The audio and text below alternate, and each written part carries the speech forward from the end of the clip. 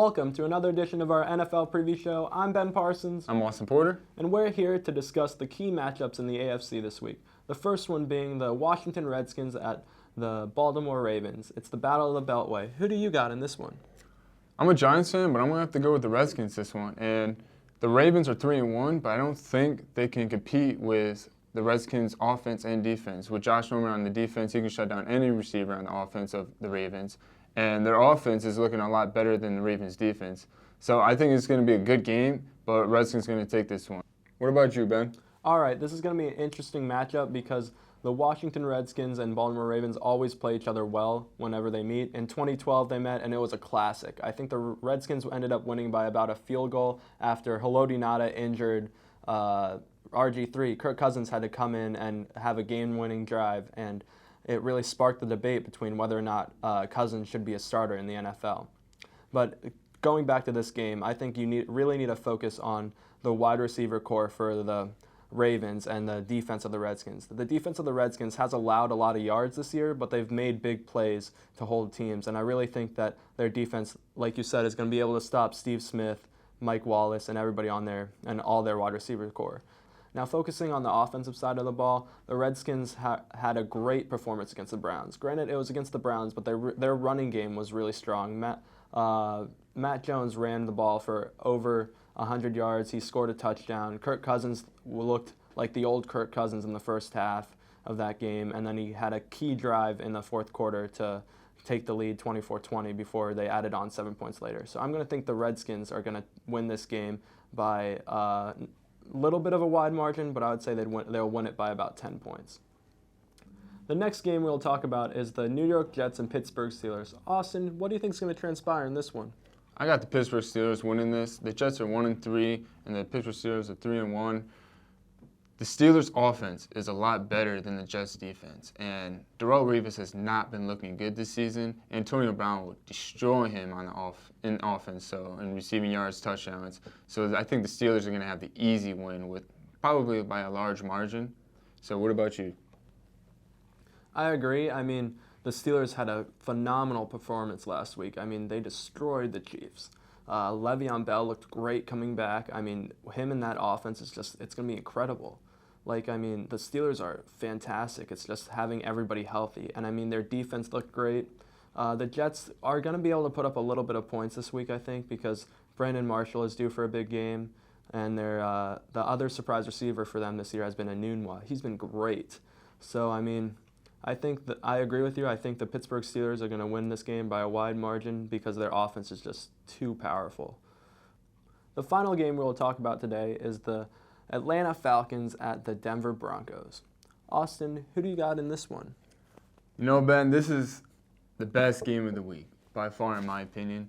I think the Atlanta Falcons are looking too good this year, and Denver Broncos, even though their defense is still really, really nice, Atlanta Falcons' offense is just too powerful. They have Julio Jones, who had 12 receptions, 300 yards, 48 points in fantasy, helped me lose, but it's all right. And I think they're just too powerful on offense, and I don't think Denver Broncos' offense is good enough to compete with Atlanta's defense. So I got Atlanta winning this one. What about you? I think this is going to be a great game. I mean, both teams have played really well. It's going to be a huge matchup to see the defense of the Denver Broncos against the high-powered offense of the Atlanta Falcons. I mean, Atlanta can run the ball really well with Coleman and Freeman, but they can also throw to Julio Jones and Mohamed Sanu, and Jacob Tamme as well. Although I do think Denver is going to take this game because their offense is top-notch. I mean, even with Trevor Siemian at the helm, he's been pretty good. And even if he's hurt this year, not this year, this week, even if he's hurt this week, Paxton Lynch can fill in that system, and they can throw the ball to Emmanuel Sanders or Demaryius Thomas, and their running game has been pretty good too this year. I think Denver's going to take this in a close game. All right, Ben, I see what you got there. So that's it for us with the AFC. We're going to send it over to DeAngelo and Joe with the NFC. Thank you, Austin. First, we're going to get right into it and talk about three key matchups in the NFC. First, talking about the New York Giants and the Green Bay Packers. Joe, what is your perspective on this game? Yeah, this is a very interesting game. You have two of the traditional powers in the NFC going at it. Lambeau Field, one of the most iconic NFL stadiums. You have two great quarterbacks in Eli Manning and Aaron Rodgers. They're always, in the conversation. They're always at the top. Two good offenses with the Giants and Odell Beckham, and then the Packers are always stacked. But I do think Aaron Rodgers is a favorite for the league MVP this year, and I really do think that they are all around just a more solid team than the Giants right now. So I'm going to take the Packers 31-20.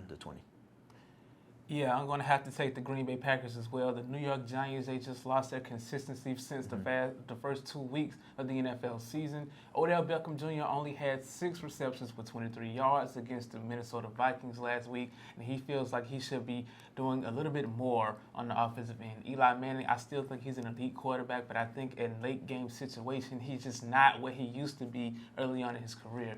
So, and I think the Green Bay Packers, their offense is just legit. Their defense is pretty solid. And I just really have them taking this game in Lambeau.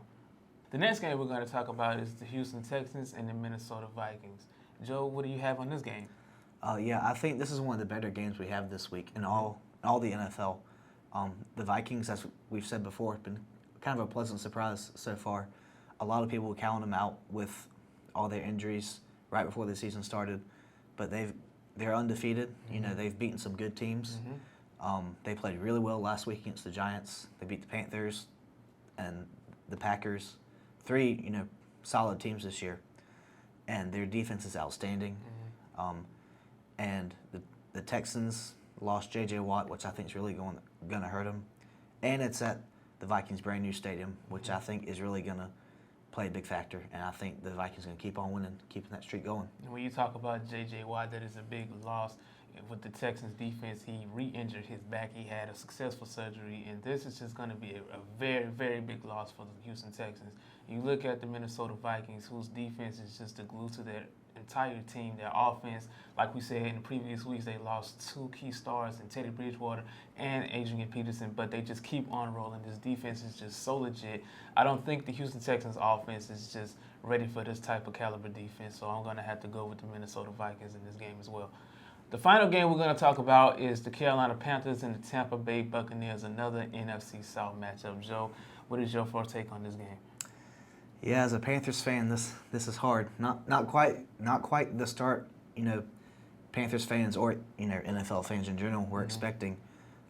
Tough loss to the Vikings, a really bad game against Atlanta. I mean, the numbers speak for themselves. Cam got hurt. Everything that happened was just a disaster last week.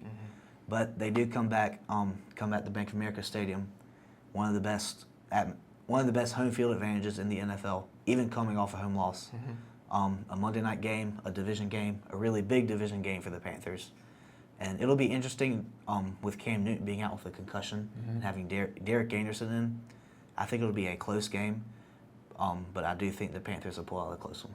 When you talk about the Carolina Panthers, you talk about all the issues they have. So let's just switch over to the other side of the ball. Let's talk about the Tampa Bay Buccaneers and their quarterback, Jameis Winston, who really isn't living up to the expectations he had at being Offensive Rookie of the Year.